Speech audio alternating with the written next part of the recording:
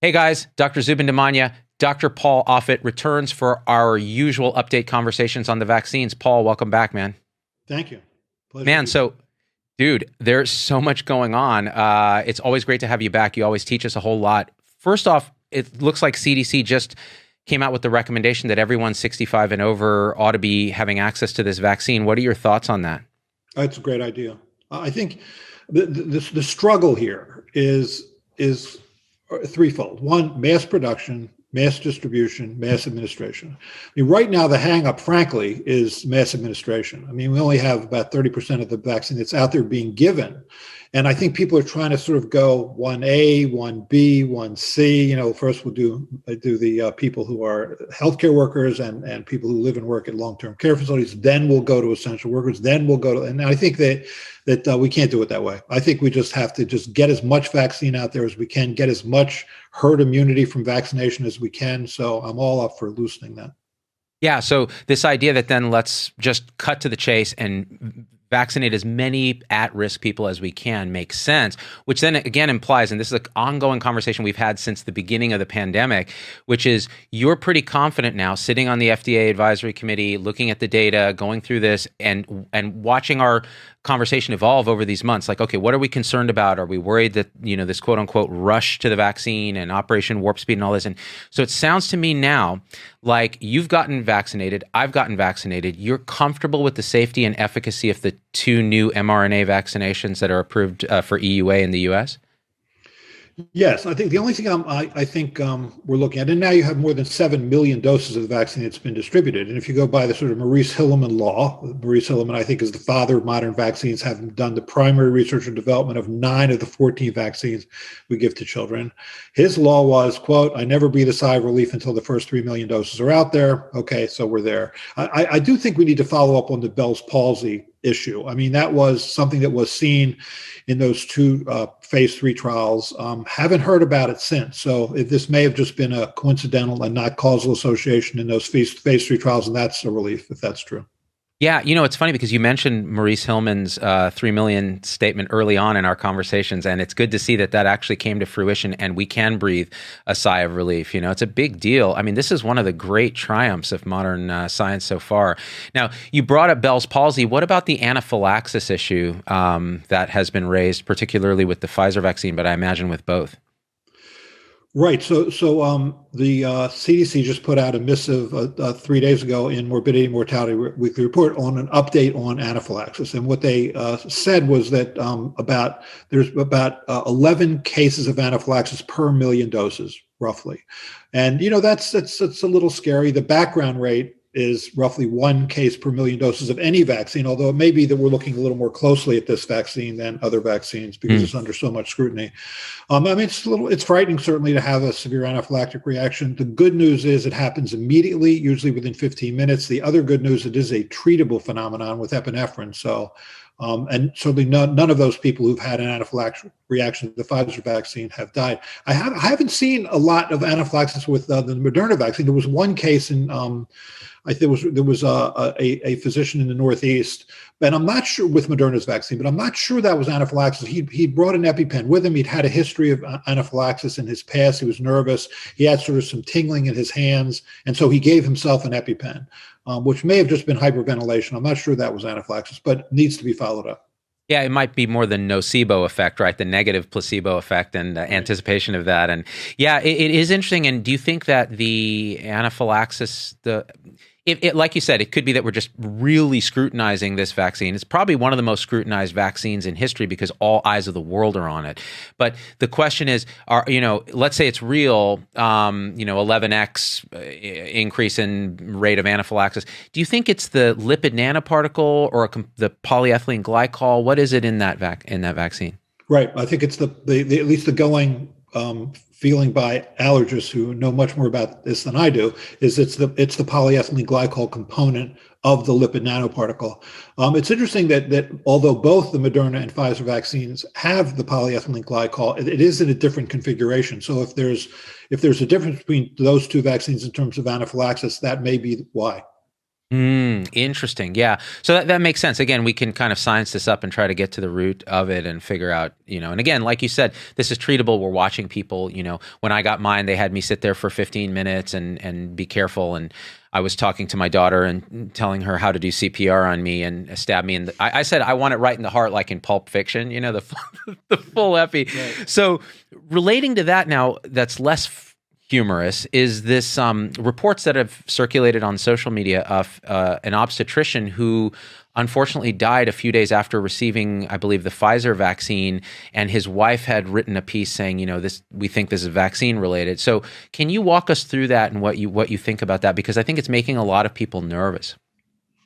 As I recall, it was a sort of middle-aged man who, I think within 3 days of receiving a vaccine, had a dramatic lowering of his platelet count. And despite intense therapy of trying to give him the platelets he needed, they were unsuccessful at doing that, and he ultimately succumbed. The SARS-CoV-2 vaccines are designed to prevent SARS-CoV-2, not everything else that happens in life. So the trick is going to be trying to sort out coincidental from causal associations. There was such a dramatic decrease in his platelets, and you wonder whether there was a complete shutdown of his body's capacity to make platelets at the level of megakaryocytes in the bone marrow. Hard to know. I think that the only way we're going to really know about this is to see what happens when hundreds of millions of people are vaccinated and see whether this comes up again. Otherwise, I think it's going to have to be chalked up as a likely coincidental association. Right. And isn't idiopathic thrombocytopenic purpura, which is a similar autoimmune low platelets, particularly in children, but can happen in adults, is there an association with the MMR vaccination for that? And how does that differ from this situation? Right, there is. So the measles-containing component of MMR vaccine has been associated with thrombocytopenia. It usually happens 10 to 14 days after vaccination. It's usually transient and without consequence. I get these calls occasionally from pediatricians who will say, just did a CBC on this child, has a dramatically low platelet count. Everything else is fine. The child looks good. What could it be? And that's the question. Did the child get a measles-containing vaccine in the last couple of weeks? It depends on who you read, but the incidence is estimated to be between 1 in 25,000 to 1 in 30,000. Now, that said, measles, natural wild-type measles virus, also causes thrombocytopenia. So the vaccine is doing something that the wild-type virus also does, the natural virus also does, but at a much, much lesser rate, which is believable. Here, it's hard to understand why messenger RNA would shut down the synthesis of platelets, because it happens so fast that in that case that you described, that it's hard to believe it was based on an immune response to platelets. Yeah, and again, it like you said, and we need to be very clear about this, it could entirely be that his platelets were dropping well prior to the vaccine. It has nothing to do, it's just coincidental, because if you, like you said, you vaccinated 7 million people, coincidentally, you're going to have associations with bad events that were going to happen anyways. And it's very hard to tease out. And I understand they're doing an autopsy and things like that, and it's being investigated, which is very important. But I think, like you said, I think we have to watch, again, this vaccine is under a microscope like no other. So I think it'll be good to see that. One thing you mentioned that I want to double down on a little bit is this idea that wild type virus, like getting infected with a normal virus in the world, can cause some of the similar things that you see with other attenuated or inactivated virus vaccines. For example, the influenza vaccination with association with Guillain-Barré. So getting infected with natural flu has a higher association with causing Guillain-Barré. Is that right? About 17 times higher. Therefore, you could argue for that reason that flu vaccine prevents Guillain-Barré syndrome. Wow. Yeah, I've never even thought of it that way, but that makes perfect sense, because that's used by a lot of people who are vaccine hesitant to say, I don't want to get Guillain-Barré, so I'm not going to get the influenza vaccine. And the thing is, well, then if you actually come down with wild-type flu, you're 17 times more likely to get Guillain-Barré if you're at risk for that anyway. So that's very important. Now, the other, I think, related question, do you have any updates on other vaccines that are in the pipeline now, or are we still really focused on these mRNA vaccines? Well, so it looks like Johnson & Johnson's vaccine, which is a replication-defective adenovirus type 26 vaccine, which again has in it the gene that codes for the SARS-CoV-2 spike protein, and at least has some commercial experience in that's the vaccine that was used to try and eliminate the Ebola infection in West Africa. So it's been in tens of thousands of people. That's probably next up, if I had to make a guess. I mean, I think that probably is going to be coming to our committee, the FDA's Vaccine Advisory Committee, in February, if I had to take a guess, although I have no inside knowledge as to whether that's really true. That's my guess. But my understanding also is that initially they launched a single dose trial. Now they've also launched a 2-dose trial. So they're doing both a single dose and 2-dose trial, which makes you wonder whether or not there was a interim analysis that suggested that 1 dose was not as good as 2 doses, and they want to see whether the difference is dramatic. But again, I'm just trying to read tea leaves because you don't know. But I think that would be next. And then you have the UK AstraZeneca vaccine, which is a replication defective simian adenovirus, which is now in the midst of a 2-dose trial in the United States. And when that gets completed, I'm sure we'll be hearing about that one. Right. So Johnson & Johnson's is the 1-dose hope, although like you said, they're looking at 2-dose as well.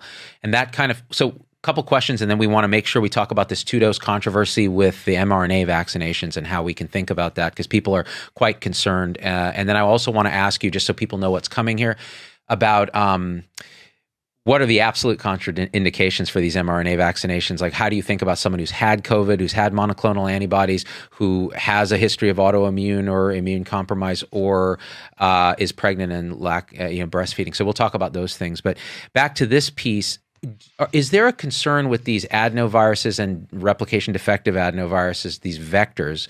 Are they more complicationogenic? In other words, are we more concerned that you're going to get some odd things like the transverse myelitis signal you saw in the AstraZeneca trial or something relative to these new mRNA vaccinations? Or what's your thinking on that? I think we're learning. I mean, it's sort of the good news and bad news about replication defective viruses. The good news is they're replication defective, so they can't reproduce themselves and cause disease. The bad news is they don't amplify themselves. So you give a lot of viral particles in the vicinity of 50 billion viral particles. And you wonder, I'm at the University of Pennsylvania, where in 1999, we had the Jesse Gelsinger experience. This was the first gene therapy death, where this is a boy who had an enzyme deficiency that allowed him to effectively eliminate ammonia from his body, ammonia being a product of protein metabolism. So he in order to provide him with the gene he needed, they used a replication defective human adenovirus type 5, given at a dose much higher than we're giving these vaccines. But he had an overwhelming cytokine response, so-called cytokine storm, from which he died. So that's sort of always in my mind when I think about these vectors. And I think, we just need to keep our eyes open. We are an outbred population. We will respond to things differently. So we need to keep our eyes open for that. And then, there was with the UK vaccine, there were 2 clinical pauses, one in July, the other in September, both associated with essentially diseases that were associated with a similar pathogenesis. One was what was called undiagnosed multiple sclerosis. The other one was so-called transverse myelitis, which is inflammation of a segment of your spinal cord, both of which are based on essentially immune responses against myelin basic protein, which forms kind of the sheathing of nerve cells. Hasn't happened since, so we'll see as we move forward. But those were always in your head as something that might be a rare but real problem. Yeah. And so then getting back to this question of the 2-dose regimen of these mRNA vaccines, both Pfizer and Moderna. Actually, even before we get into that, what are the real, people ask, I want the Pfizer one, or I want the Moderna one. It's funny, a lot of nurses who are hesitant about vaccines are like, I don't want either until more people have gotten it. I'm tired of being the guinea pig. A lot of doctors who are hesitant that talk to me are like, I don't want the Pfizer one. I'm waiting for the Moderna, or vice versa. So, again, help me understand this. I remember once I was waiting in line at the grocery store, and in this grocery was an Acme grocery store. They were giving flu vaccines in the back. And I remember one of the women, the 2 middle-aged women in front of me, one of them said, are you going to get the flu vaccine here? And she said, I don't want the Acme brand, which made me think, how do people think these vaccines are made? I think it was made back there in frozen food section. But it's like brand loyalty, like any consumer product. It's like, I don't think that's how this works. So But I yeah. think, it's what do people want? I mean, you have two large clinical trials, a 30,000 and 44,000 person trial, showing that these two vaccines are 95% effective against disease, 95% effective, at least in people over 65 years of age, very effective, arguably 100% effective against severe disease, effective across all racial and ethnic backgrounds, effective all comorbidities, have now been given to more than 7 million people, and still they're hesitant. I mean, what are they waiting for? This is, if you ask people a year ago, look, here are the characteristics of this vaccine. Do you think this is a vaccine you would get? I don't know what piece is missing that make people hesitate at this point. Yeah, I actually put out one of our earlier talks back on Facebook where it was like, don't rush a vaccine. Like, here are the things that we don't want to see happen. And those things didn't happen. And actually, again, the safety signal, the efficacy signal, quite high. Let me play devil's advocate for a second, though. So Doshi, I think one of the associate editors at BMJ, had written a piece about, he looked at the data and he's like, I don't know about that they're characterizing the efficacy correctly in these trials because of how they're defining symptomatic cases and positives. Can you walk us through that controversy and explain kind of what you think? Yeah, I don't have a lot of faith in Peter Doshi because he does speak at anti-vaccine conferences. I know I didn't realize that. Okay, yeah. Sorry, I didn't mean to interrupt. He's in I think the Division of Pharmacy or Department of Pharmacy at the University of Maryland. But there are many people, or I know there are a number of people who have written to the British Medical Journal and said, this is the guy who is an associate editor. Is it really sure you want this to be the guy? And he's certainly spoken, I think, at both of our FDA vaccine advisory committees. He was in the public comment, but he certainly speaks at anti-vaccine conferences. So for that, he kind of loses me. But no, his arguments are we fairly characterizing disease and severe disease? But I think that I don't see it. I think that both Pfizer and Moderna, although they have somewhat different rules for what they consider to be severe disease, I think that as a general rule, if you look at the Pfizer data, there weren't a lot of people with severe disease under their guidelines. There were only about 5, all in the placebo group. In the Moderna trial, it was 30, and all in the placebo group. I mean, it's just ridiculous nitpicking at this point. You can't ask actually for better. Now, that said, I mean, be humble. We don't know what we're going to see as we're moving forward. Certainly, these are novel vaccine strategies, and we may find something that surprises us. So be open-minded to that. But at this point, there's just nothing that one sees. It's also, although this is a novel vaccine strategy, people have been working on mRNA vaccines, for HIV and flu and malaria, and really for 15 years. It's not really a novel research strategy. And actually, it was done at Penn. I don't know if you knew that, but Drew Weissman and Catalin Kuroki, I think is how you pronounce her last name, are the ones that figured out how to stabilize messenger RNA using these, sort of nucleoside analogs like pseudouridine and make it so that it was a more stable molecule. Also, that it didn't then induce innate immunity. It didn't act as an adjuvant. Right. So it's really a remarkable breakthrough. I mean, it may in the end be a Nobel Prize winning breakthrough when it's all said and done. I mean, it'll give you goosebumps. And I remember when I was lucky enough to receive the vaccine, I was in the right tier as a healthcare worker, but I was lower than, say, somebody who's seeing patients all day, every day. And now they've opened it up even broader. And actually, I was actually hesitating to get it because I didn't want to take it from someone. There was no way I was going to take a vaccination from someone who's seeing patients every single day in the ICU. And then I'm reading about 20, 30, 40% hesitancy rates in healthcare professionals and these vaccines sitting in refrigerators. And I said, you know what? There's no way. First of all, I need to set an example. Second of all, I want this vaccination because I don't want COVID and I don't want to give it to my family and I don't want to give it to someone else. Now, relating to that, and we can talk about hesitancy, but relating to that again, and we will get to this 2-dose question, I promise. But the asymptomatic transmission after vaccination has come up in many forums as, well, listen, do we really know? We don't know whether a vaccination, it prevents symptomatic disease, it prevents severe disease, but does it prevent asymptomatic infection and transmission? Because then how are we going to ever have herd immunity if we can still get infected with vaccines? So how do you like to talk about that? So, true, we don't know. The 2 studies that were done looked at prevention of disease, not prevention of infection. So it's possible that people could be asymptomatically infected and shed. But the way I see this is that were that true, were there still asymptomatic infection, I would have bet that in people who are immunized, the degree to which they shed would be much less than someone who wasn't immunized. So I think they would be less contagious. I mean, I was fortunate enough to be part of a team at Children's Hospital of Philadelphia that created the rotavirus vaccine. I mean, that vaccine does not prevent asymptomatic infection. Nonetheless, as it was introduced in the United States and now is used, by most, we virtually eliminated that disease here, even though that vaccine does not prevent asymptomatic infection. So because I think that in those babies who were immunized, although they can still be asymptomatically infected, they shed less virus, is my guess is what's happening.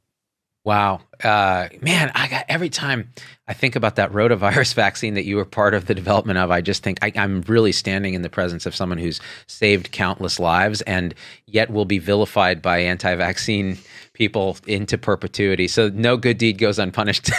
Yeah, Paul. twice this week, actually. I think two threats this week. So. Oh, good. Just two. That's a downgrade from your baseline. I mean, you came to my studio that time and there were people banging on the windows making threats. So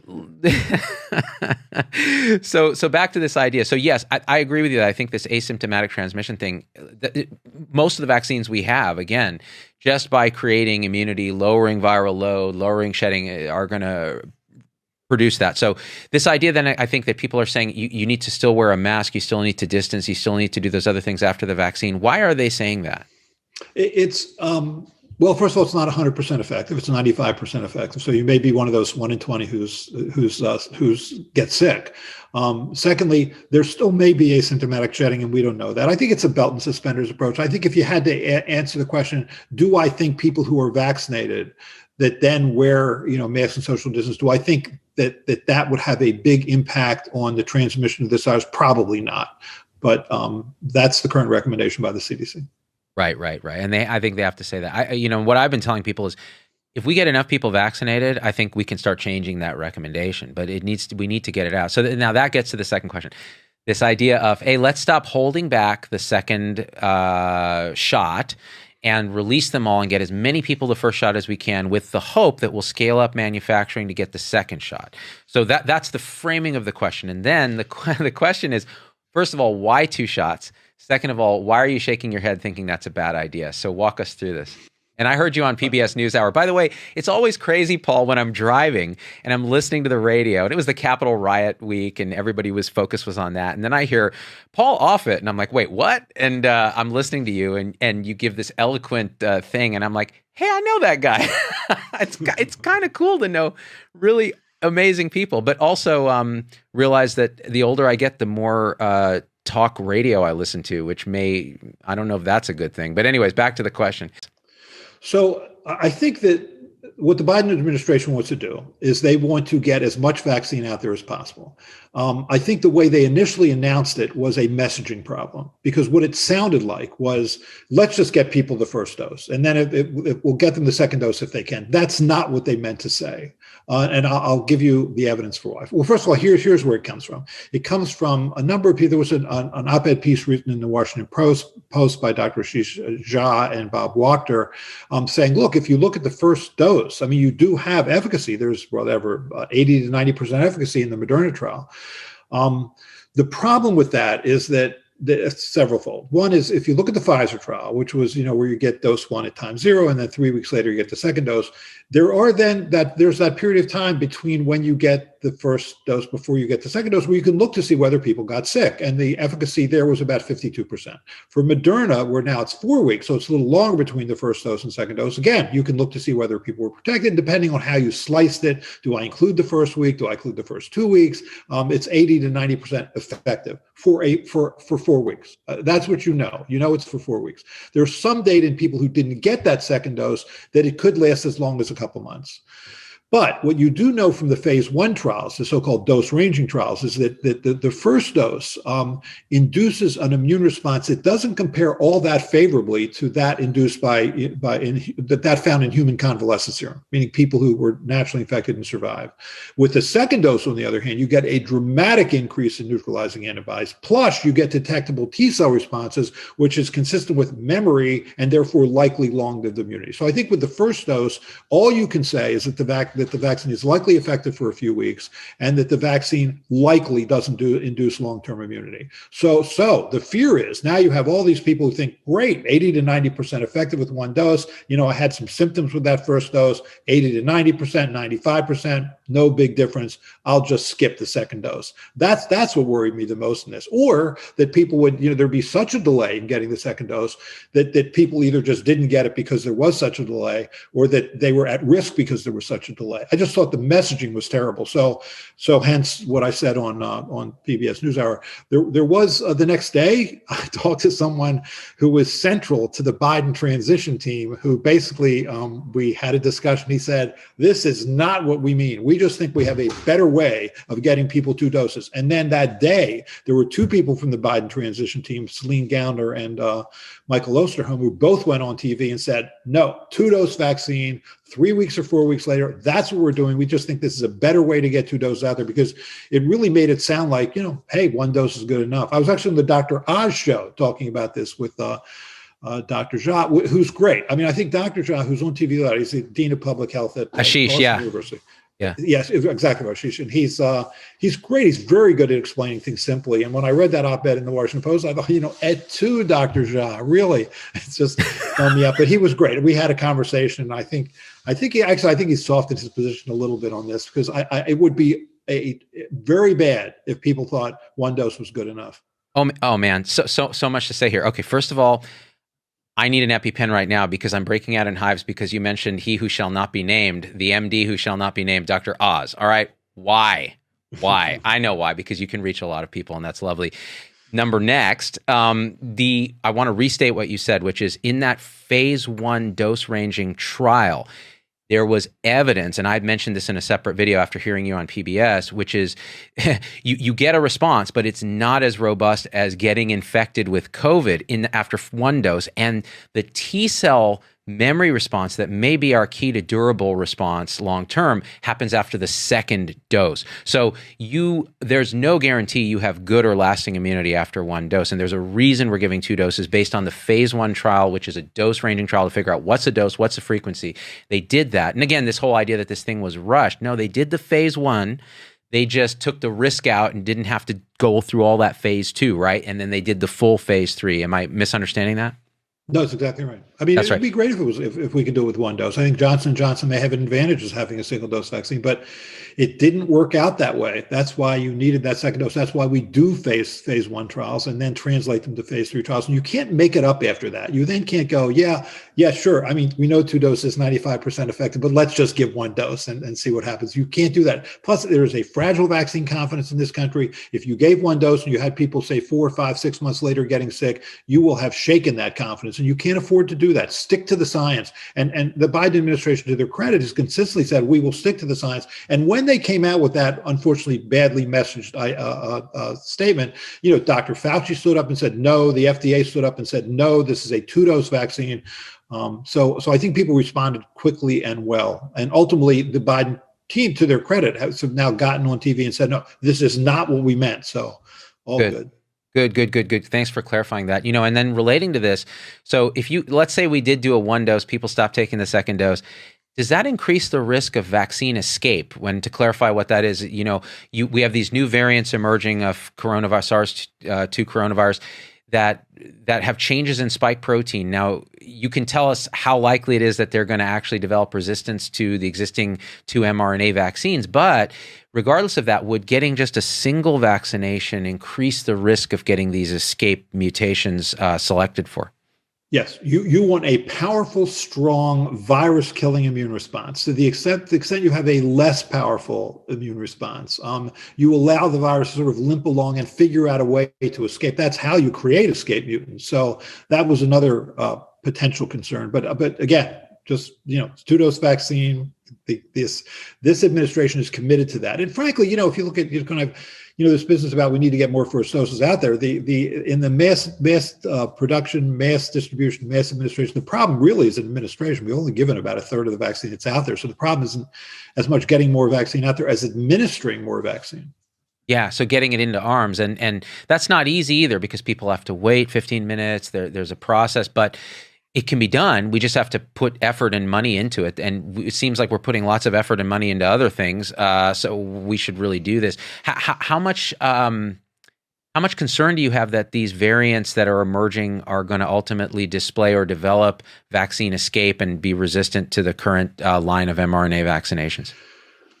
Right. So you probably should never make any prediction about this virus because you're like always wrong. But certainly the UK variant, the B.1.1.7 variant, is not an escape virus. I mean, both looking at convalescent sera as well as sera generated from people who were inoculated with Pfizer's vaccine, that those sera neutralize this virus. So it is just like the variant virus in terms of its ability to be neutralized by either being naturally infected or being immunized. The South African variant, still the data that I've seen, I still haven't seen really that study. You want to see that study where you look at convalescent human serum and you look at people who were inoculated with either Pfizer or Moderna's vaccine. Does that clearly neutralize this virus in a neutralization assay? I spent a lot of time growing up in this world of vaccine research doing neutralization assays, plaque reduction neutralization assays. They're not that hard. I don't understand why when they do get these viruses in hand, they can't within a week let us know those studies. They do the monoclonal antibody studies, but that's not really what you want to see because we are generating polyclonal, not monoclonal antibody responses. And I believe there can be an escape for one or two so-called epitopes, immunologically distinct regions on that receptor binding domain. But those are the data you want to see, and they're not quick to generate them. We need to be better at this. We need to just be able to sequence these viruses much quicker in the U.S. When we identify variants, we need to then within days know whether or not there's any evidence of escape, because if that's true, that's a problem. I mean, if we really do need to make a different vaccine for a different virus, imagine how hard it is just to get this one vaccine out there, much less having to do more than that. And so, and when we identify those viruses, we need to really quarantine them, isolate people, and look for spread, because that would be a problem. Yeah, we use the term on the show, science the crap out of it. Like, that's what we ought to be doing with these things, right? And it's funny that you said that these things are not hard. These, neutralization assays are not that hard to do. We ought to be doing that. One related question to that. So, when you make the spike protein, there are multiple epitopes on the protein, right, that can generate antibody response. And this is vaccine-generated spike protein. So it would take multiple sites before you develop escape, correct? Exactly right. Right, but the virus is being selected for if you're putting that pressure on it. So in other words, if there's a bunch of people that are kind of partially vaccinated and the virus can still replicate in them, you're selecting for virus that is resistant to what you're generating with the vaccine. That is a disaster waiting to happen, in the sense that you're going to need a new vaccine, new mRNA email to send to the cells. And again, like you said, it's so hard to do one vaccine. Now we got to spin up a variant of it. So, and the other question that's related to that is, a lot of people ask me, well, how will I know if I'm like a non-responder to the vaccine? Is there an antibody test commercially available that people can test their immunity, like for hepatitis or something? Yeah, there is. The problem is there's not yet in hand a clear immunological correlate, meaning where you can say, look, if I have this antibody response, I know I'm protected. I mean, usually the key information there comes from the so-called breakthrough cases, meaning in the case of the Pfizer trial, there were 8 people who got the vaccine yet still got sick from the virus. In the case of the Moderna, there was 11 people who got the vaccine but still got sick. You'd like to look at their antibody response to see whether or not they had a lesser antibody response after that second dose than those who were protected. Then you can say, look, if you have this antibody response, then you're going to be protected. That question was asked both times in both those FDA vaccine advisory committee meetings. That was asked of the sponsors, and meaning the companies, and both times they said, look, we'll have those data in January. It surprises me they didn't have those data, but not that hard to do. Love to see what those data are. And let's suppose that the answer is no. They had the same neutralizing antibody response as everybody else. Maybe that's not what we need to be looking at. Maybe we need to be looking at frequencies of memory B or T cells, or something other than what we're looking at to get a correlate. There are a number of vaccines on the market that don't have immunological correlates. It's not as easy as people think. I mean, I think it's likely that this would be the correlate, but it doesn't always work out that way. Interesting. Yeah, that's really helpful, because I've been trying to wrap my head around that. A lot of people asking that question. The other thing people are asking is, I had COVID recently. I'm currently infected with COVID. I'm positive. Can I get the vaccine? What's your thinking on that? Should they even get it? What's going on? So yes, for two reasons. One, first of all, programmatically, it's very hard to say, okay, we're going to screen everybody and see who's been infected and who isn't, and then we're just going to give the vaccine to people who haven't been infected. Secondly, the Pfizer trial, not the Moderna trial, but the Pfizer trial actually included people who were or were not previously infected, and so they actually got to see whether or not there was any advantage to being vaccinated. There were 162 cases. Well, there were 8 people who had been previously infected that then for the people who'd been previously infected that got the vaccine, there were 7 people who got sick in the placebo group and 1 in the vaccine group. So therefore there was a booster response associated with that vaccine. So there was actually an advantage to getting that vaccine. The numbers were small, but it was encouraging. So certainly no disadvantage, potentially an advantage. So whether or not you've had wild type infection, good idea to get the vaccine is the punchline. Yes, I think that's right. And is there any temporal reason, like you just had coronavirus infection? Is there any reason you can't get vaccinated now?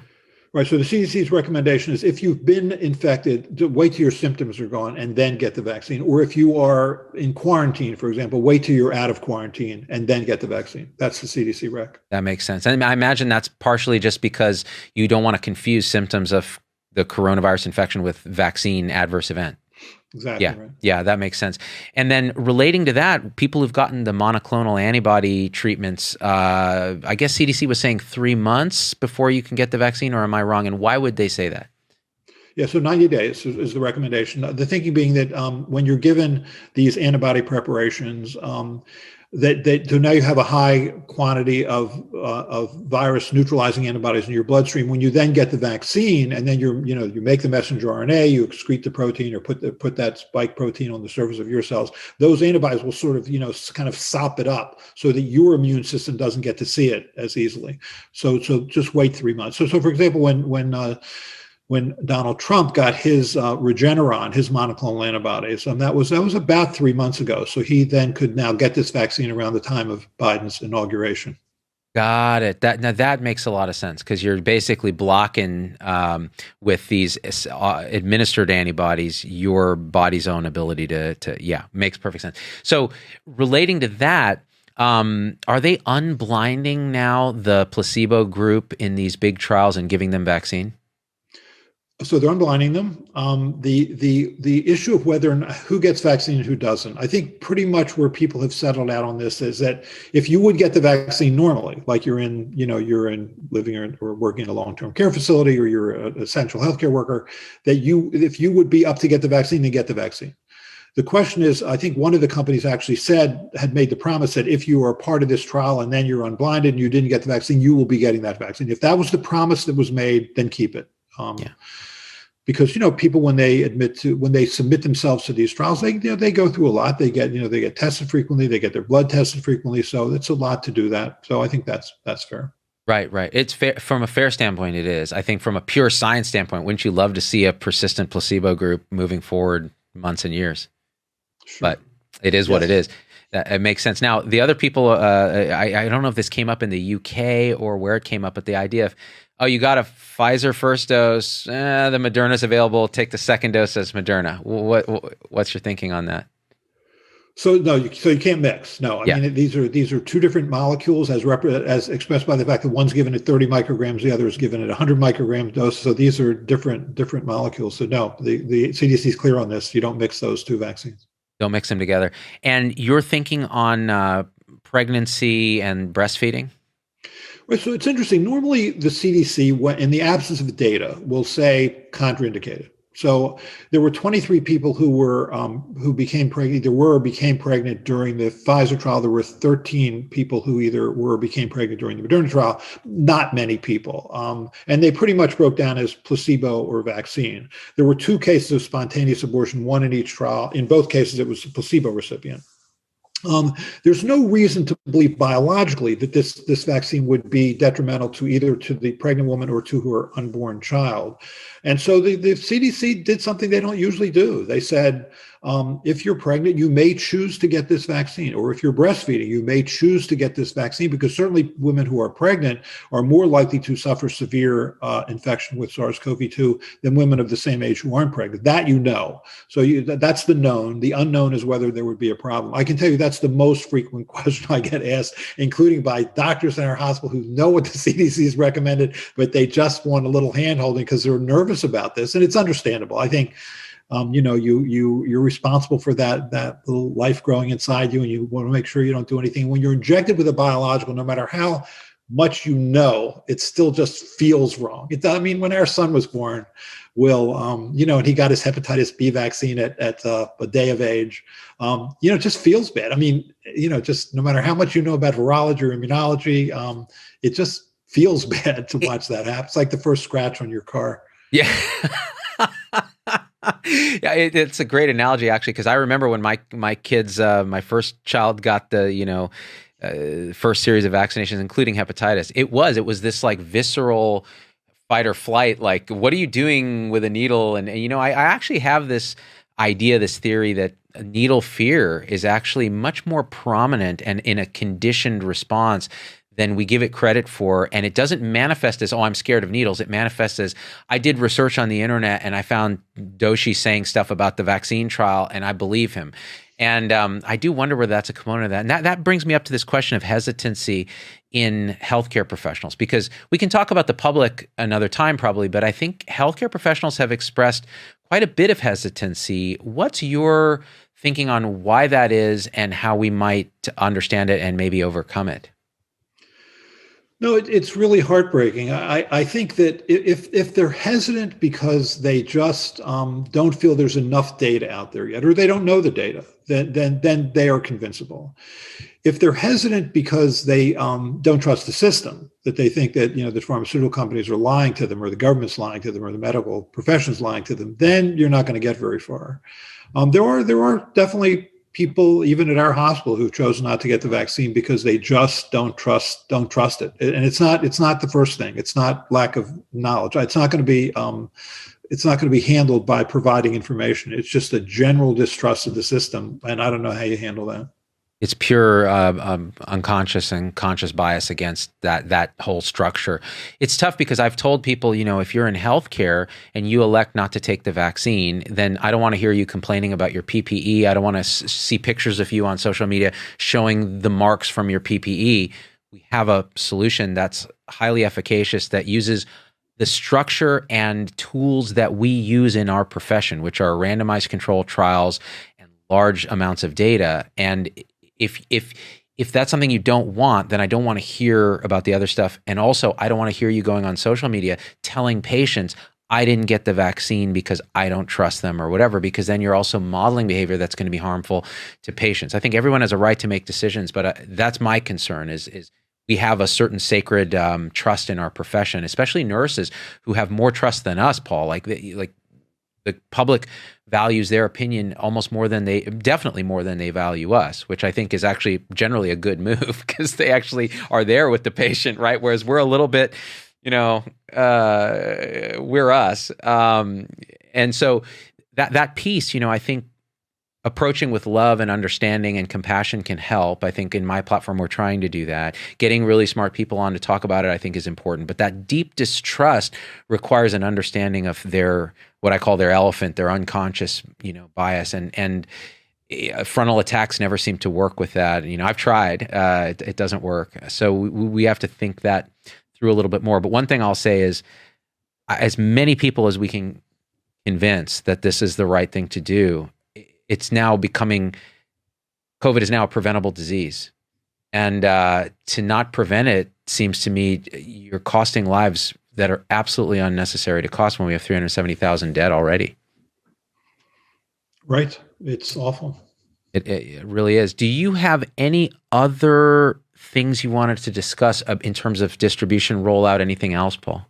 Yeah, I would like to offer this message of hope. I think things are going to get better, and I think they're going to get dramatically better, and here's why.